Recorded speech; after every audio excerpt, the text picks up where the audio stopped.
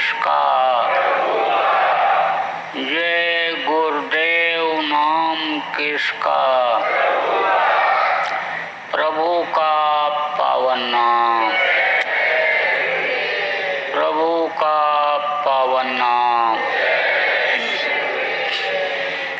जय गुरुदेव।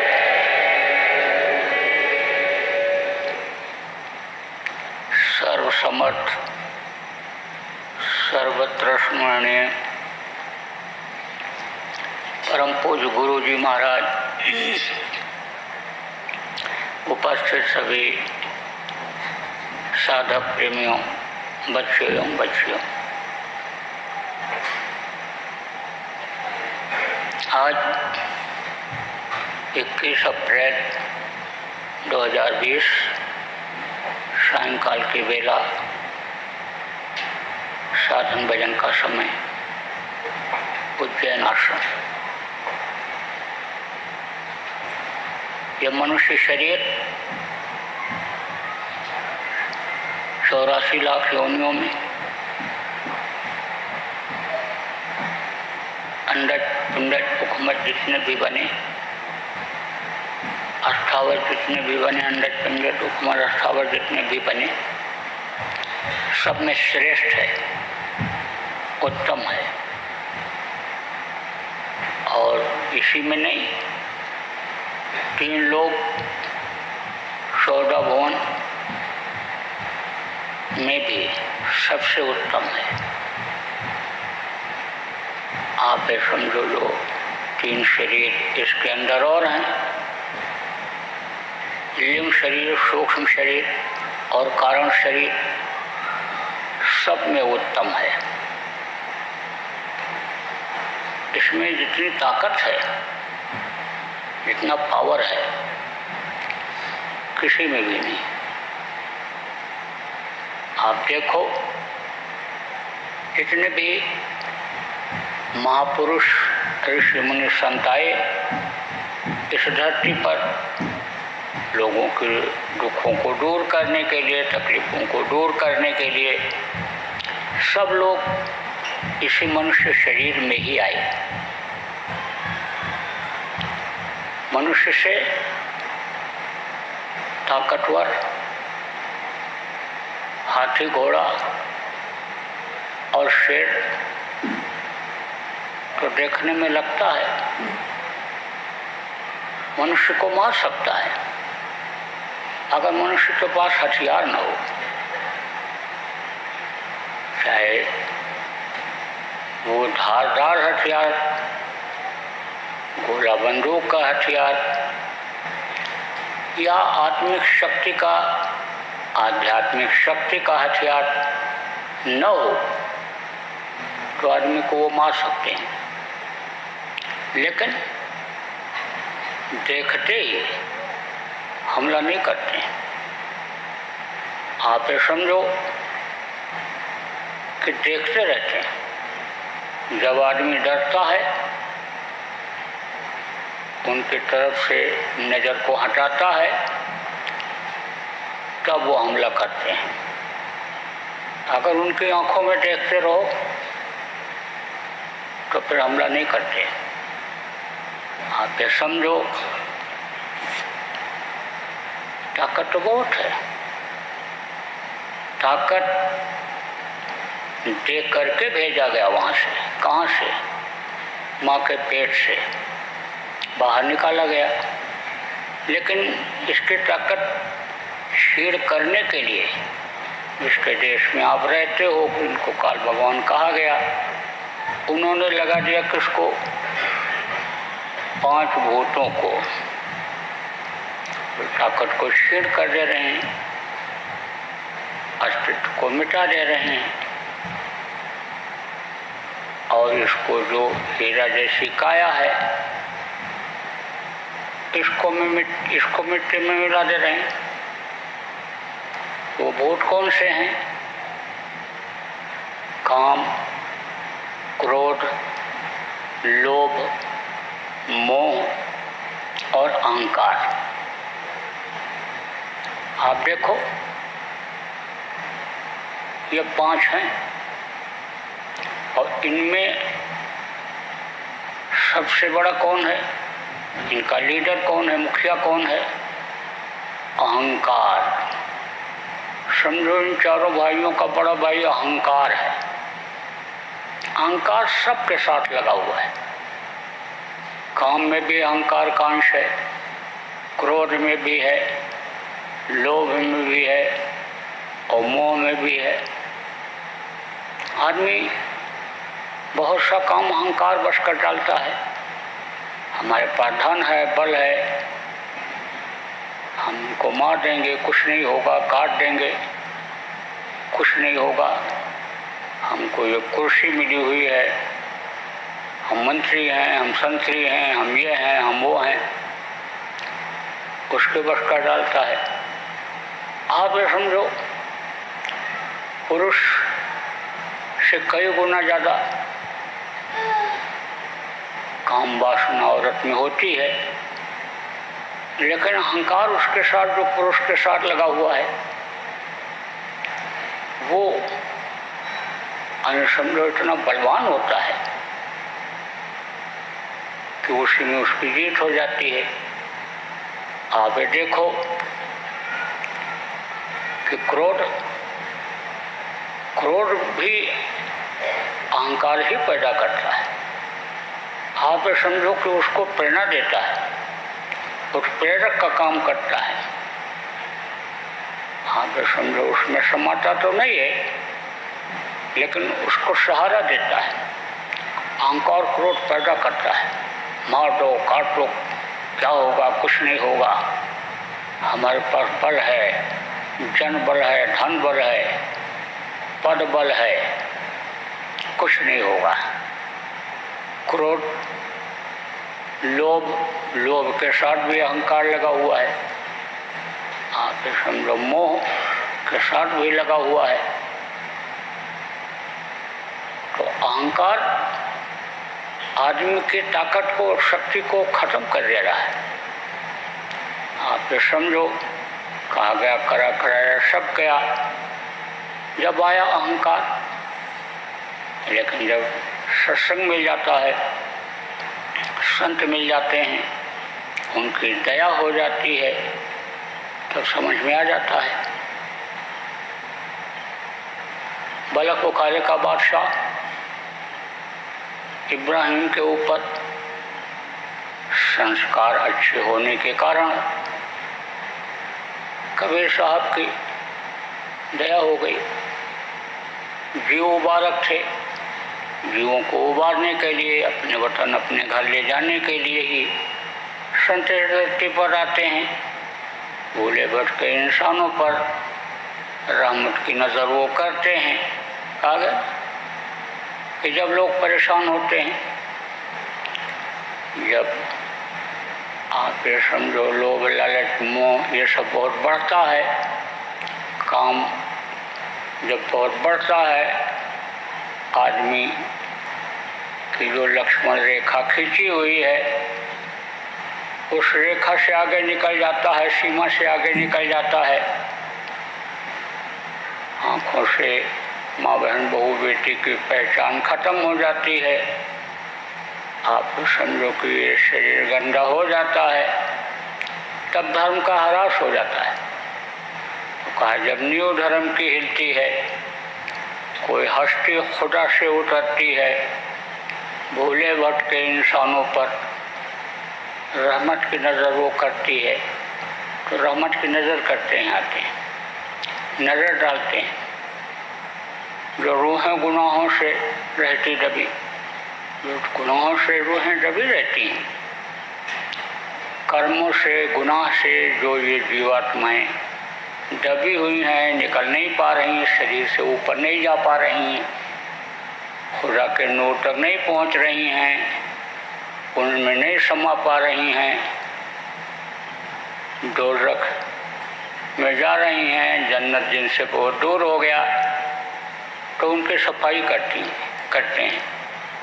जब फकीर, पूरे फकीर जिनको कहा गया, जिनको संत कहा गया, किसी ने संत सदगुरु कहा, तो कबीर साहब जब आए थे तो सब पर उन्होंने दया बरसाया।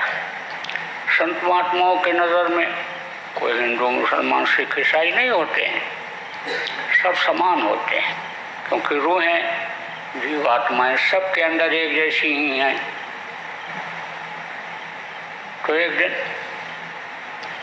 बादशाह बैठा हुआ था छत पर, तो उसको एक लंबा तिरंगा आदमी दिखाई पड़ा शाम के समय जब अंधेरा हो रहा था। पूछा, कौन? बोला, खिजिर। क्या खोज रहे हो? ऊंट खोज रहा हूँ। ऊंट? शाही महल पर बादशाह के छत पर ऊंट कहाँ से आएगा? ऊंट तुमको कैसे मिलेगा? तो कहा, जैसे आप बादशाहियत के नशे में, ऐश और आराम में खुदा को खोज रहे हो। इतना कहकर गायब हो गया। बादशाह को रात में नींद नहीं आई, सोचता रहा कि इबादत तो करता हूँ लेकिन कबूल नहीं हो रही। कबूल अगर होती तो उसका दीदार हो जाता, उसका दर्शन हो जाता। तो रियाज तो लगाता हूँ, रियाज तो करता हूँ, लेकिन दीदार नहीं हो पाता है। सोचता रहा। जब सपना आया तो सपने में देखा कि तेरे तो अंग अंग गुनहगार हैं।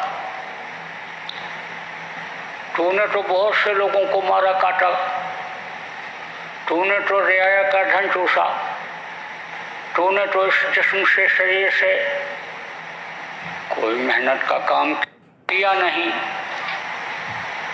तू जो इबादत करता है, तेरी जिस्मानी मस्जिद जो जीवों को मारा काटा खाया उसकी वजह से गंदी हो गई, तो तेरी इबादत कैसे कबूल होगी? आँख खुली जब सोचने लगा, कहा कीचड़ से निकलना चाहिए। इस कीचड़ में कैसे हमको सुकून शांति मिल पाएगी? जिस चीज़ की मैं खोज करता हूँ, खुदा की खोज कर रहा हूँ, खुदा का दीदार करना चाहता हूँ, कैसे मिल पाएगा? निकल पड़ा, पता लगाने लगा कि इस वक्त फ़कीर कौन है। पता लगाते लगाते किसी ने कहा, कबीर साहब फ़कीर हैं। क्योंकि प्रतिभा जो होती है वो छिपती नहीं है। आप देखो, गोबर में पड़ा हो, मिट्टी में पड़ा हो हीरा, तो वो तो चमकेगा ही, चमक तो छोड़ता नहीं है। लोगों को मालूम हो जाता है कि देखो हीरा यहाँ है। तो पता लगाते हुए पहुँचा काशी में। तो कबीर साहब जुलाहे का काम करते थे।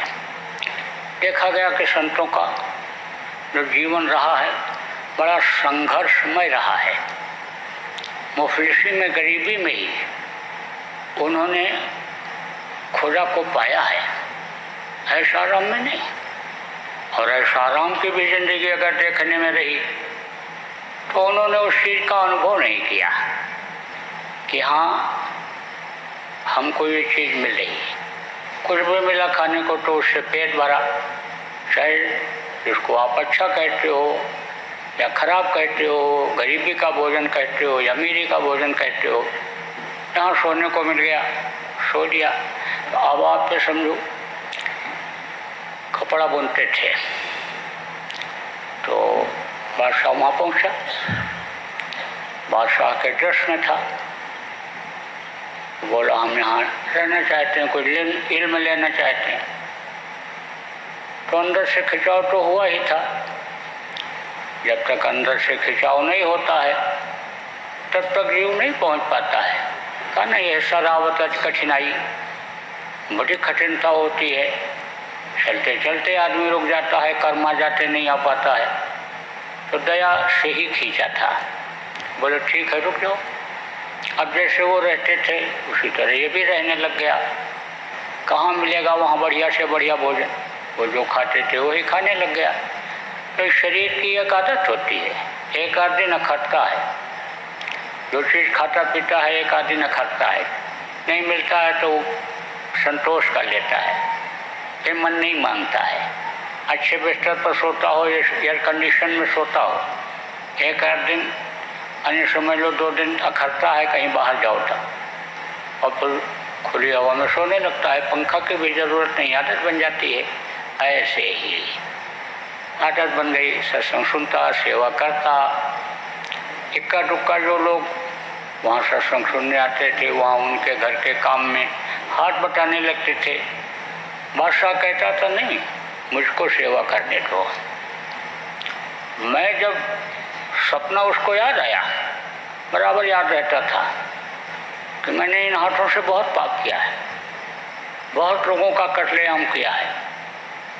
कहता था मैंने बहुत से कत्लेआम किया, इतना जब सेवा में करूँगा कि ये मेरे हाथ की रेखाएं गिर जाएंगी, तब मेरे गुनाह माफ होंगे। एकदम से छोटा बन गया। तो एक दिन लोई माँ ने कहा कबीर साहब की जो पत्नी थी कि इसको अब नाम बख्श दीजिए, नामदान दे दीजिए। उन्होंने कहा अभी नहीं, अभी ठहर करके नामदान के लायक ये बन जाए। बोले अब और कैसा लायक बनेगा, मैं तो देख रही हूँ कि इसके अंदर सारे गुण आ गए, नामदान लेने के, छोटा बन करके सब कुछ लेने के, और वो दौलत, रूहानी दौलत हासिल करने के सारे गुण आ गए इसके अंदर। बोले अच्छा, तो सुबह जब ये उधर शौच के लिए, लेटरिन के लिए जाने लगेगा, तब तुम थोड़ा सा कूड़ा छिप करके इसके ऊपर से डाल देना। तो उनके घर के किनारे से ऐसे जाता था बादशाह, लेटरिन तो बनी नहीं रहती थी उस समय, लोग जंगल में जाते थे, लेकिन ऐसे छोड़ करके नहीं चले जाते थे। तरीका होता था, गड्ढा ऐसे खोद करके और उसी में लेटरिन किया और मिट्टी डाल दिया, पता भी नहीं चला। ज़्यादातर लोग अपने खेतों में जाते थे जिनके पास ज़मीनें रहती थी, तो उससे और क्या होता था, उपजाऊ शक्ति बढ़ जाती थी। बहुत से देखो अपने खेतों में गाय बैल बांधते थे, ऐसे ही बाड़ा बना रखते थे, वो खेत उपजाऊ हो जाता था। अब वो जो उपजाऊ शक्ति खेत के अंदर रहती थी, उसमें जो अन्न पैदा होता था वो निरोगी होता था। जब से ये खाद और कीटनाशक दवाएं चली, तब से उसी पौधे पर और पौधे में लगे हुए अन्न पर उसका असर आया और उसको खाने से मनुष्य का शरीर रोगी होने लग गया।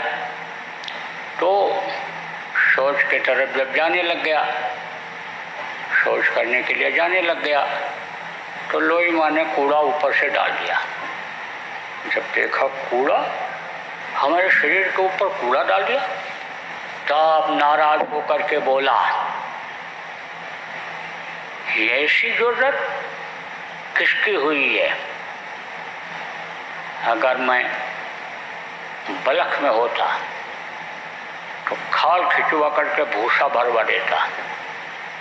इतनी कड़क आवाज में जब बोला, अरे तो लोई तो थी तो ओट में, लेकिन कांप गई डर के मारे।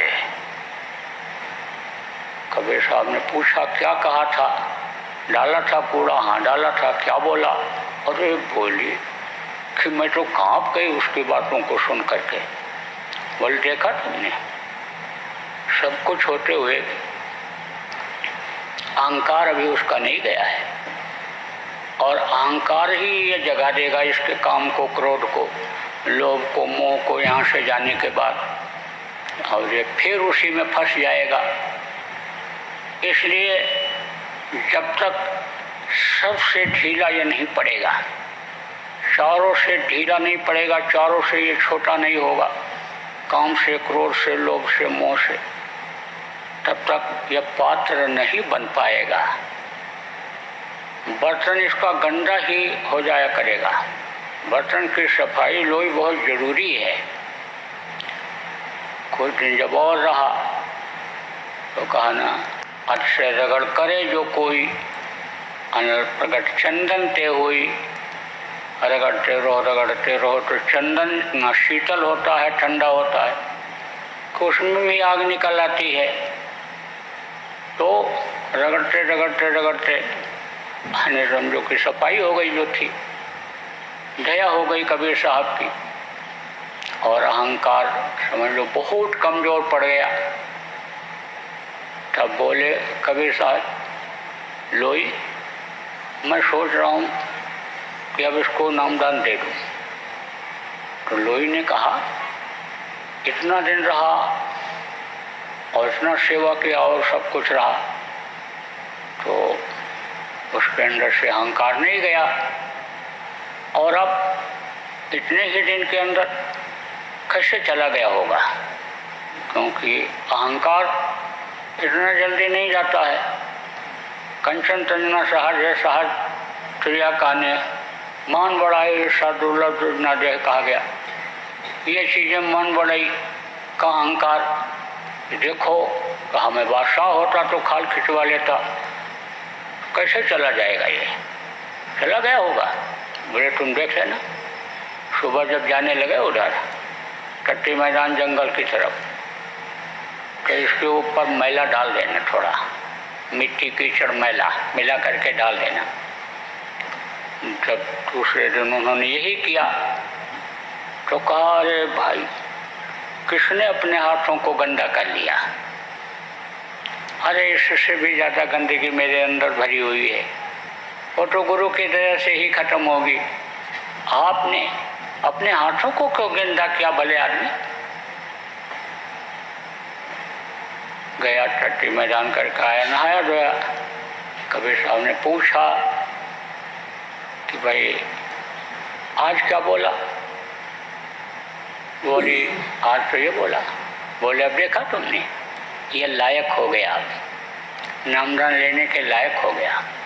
और नामदान दिया और भजन करवाया, और वही ऐश और आराम की जिंदगी बिताने वाला बादशाह चिड़चिड़े कुड़ोड़े में बसर करने लग गया।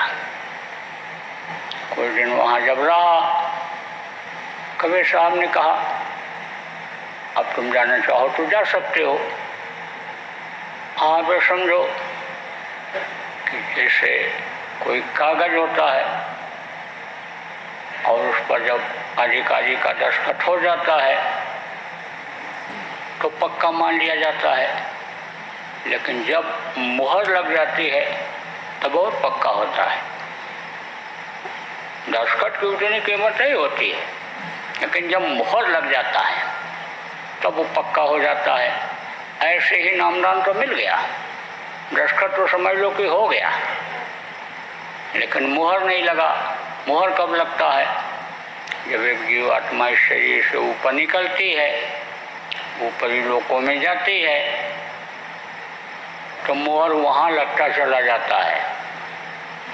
आप देखो एक देश से दूसरे देश में जब बहुत से लोग जाते हैं तो बाई रोड भी जाते हैं, तो वहाँ पासपोर्ट पर मुहर लगता चला जाता है ऐसे, तो निकलते चले जाते हैं। जब वीज़ा रहता है, वीज़ा क्या होता है? गुरु का दिया हुआ वही नाम, वही वीज़ा होता है, वो दिखाता चला जाता है, गुरु की दया आगे बढ़ाती चली जाती है, तो मुहर लग जाता है।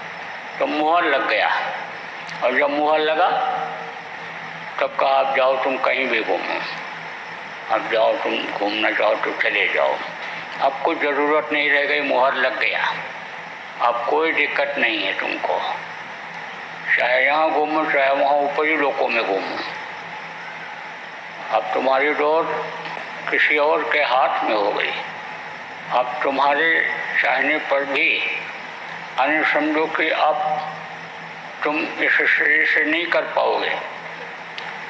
जब तन और मन और धन तुमने गुरु को दे दिया और गुरु उसके मालिक बन गए, तो अब गुरु उस पर कंट्रोल करेंगे सब, तुम्हारे काम क्रोध लोभ मोह सब पर अब कंट्रोल करेंगे। मोहर लग गया, अब किसी का असर नहीं होगा। जैसे मोहर लग जाता है तो कहते हैं कि भाई अब इसको तो कोई ज़रूरत नहीं, इसको जाने दो। चपरास लटक जाता है तो चपरासी को हर जगह जाने देते हैं। स्टार लग जाता है, IPS IAS, तो जब स्टार लग गए तो IPS वर्दी वाले को कोई रोकता है? अधिकारी ही है। ऐसे ही बैज लग जाता है जब, तब कोट पहन लेते हैं वकील लोग, तब कोर्ट में जाने से रोकता नहीं है कोई। ऐसे ही तो निकल पड़ा वहाँ से,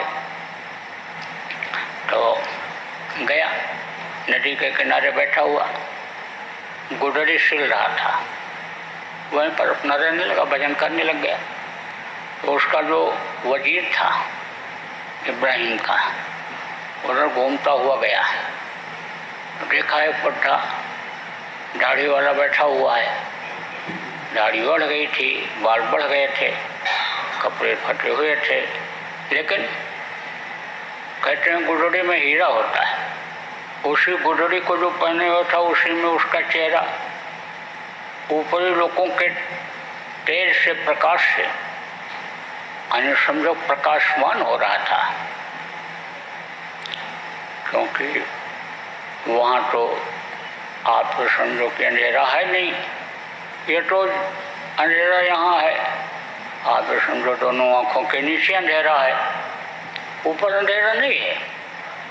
ये जीवात्मा जो शरीर के अंदर पड़ी हुई है, ये जिंदा तो है लेकिन इसके अंदर ताकत नहीं है। आप समझो कि ये ताकत क्षीण हो गई, शक्ति क्षीण हो गई इसकी। जैसे कोई आदमी बहुत कमज़ोर हो जाए तो हाथ पैर उसके ढीले पड़ जाते हैं, और जब उसको दवा पिला दी जाती है और आप ये समझो तंदुरुस्त हो जाता है, तो आप समझो कि तंदुरुस्त हो गया, कहीं भी बैठा रहेगा तो वो छिप पाएगा। आप समझो जो तंदुरुस्त लोग होते हैं, चेहरा मोहरा उनका अलग होता है, रोगियों का अलग होता है। देखो कोई कितना भी बुढ़ा हो, लेकिन अगर रोग नहीं है तो चेहरा मोहरा उसका अलग दिखता है। और अगर कोई बच्चा ही हो और रोगी है तो उसका चेहरा मोहरा, शरीर की बनावट अलग दिखती है। ऐसे ही जब जीवात्मा ऊपर जाती है तब इसको ताकत मिलती है, और फिर जब लौट करके इधर आती है तो रोम रोम में उसका असर दिखाई पड़ता है, बदल जाता है एकदम शरीर, चेहरा मोहरा सब बदल जाता है, आकर्षण पैदा हो जाता है। जैसे अंधेरे में कोई आदमी हो तो जुगनू की रोशनी जो होती है उसको, वो भी बहुत उसको अच्छी लगती है। दिया का टिमटिमाना भी बहुत अच्छा लगता है, रोशनी हल्का जब दे देता। ऐसे तो बैठा हुआ था तो देखा, नज़दीक गया तो पहचान गया, तो कहा आप बादशाह सलामत यानी इब्राहिम? बोले हाँ। पहचान तो भी गया। कहा आपका गुलाम वजीर, नाम बताया। हमने आपके जाने के बाद आपके बच्चों को तालीम दिया, शिक्षा दिया, पढ़ाया लिखाया, और आपके राज्य को मैंने संभाला। अब हम आपको फिर अपने बादशाह के रूप में देखना चाहते हैं एक बार। आप हमारे ख्वाहिश को पूरा करिए, इच्छा की पूर्ति करिए। तो जो सुई लेकर के सिल रहा था गुडरी, नदी में फेंक दिया और कहा वजीर वो हमारी सुई ला दो, हमारी सुई ला दो, फिर हम तुम्हारे साथ चलेंगे, तुम्हारी ख्वाहिश पूरी कर देंगे। एक ख्वाहिश पहले तुम हमारी ये पूरी करो।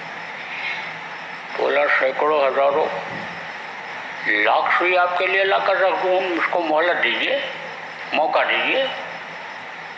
बोला हमको वही सुई चाहिए जो मैंने फेंका है। तो उसने कहा नामुमकिन, ये कैसे हो सकता, नहीं मिल सकती। तवज्जो दिया तो कहा ना जो इच्छा कीनी मन माही और हरि प्रताप कर दुर्लभ नहीं। भक्तों की इच्छा वो भगवान पूरा करते हैं।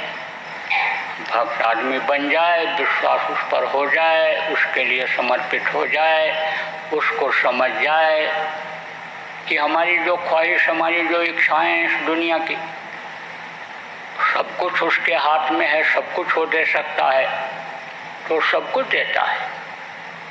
दाता इसीलिए उसको कहा गया, दीन बन जाओ दीना नाथ, इसलिए उसको कहा गया दीन बन जाओ तो भी मदद करने लग जाए। अहंकार रहता है तो वो भी मुंह फेरे हुए रहता है। तो तवज्जो दिया, इच्छा किया कि सुई आ जाए, तो एक मछली मुंह में वही सुई लेकर के ऐसे आ गई ऐसे।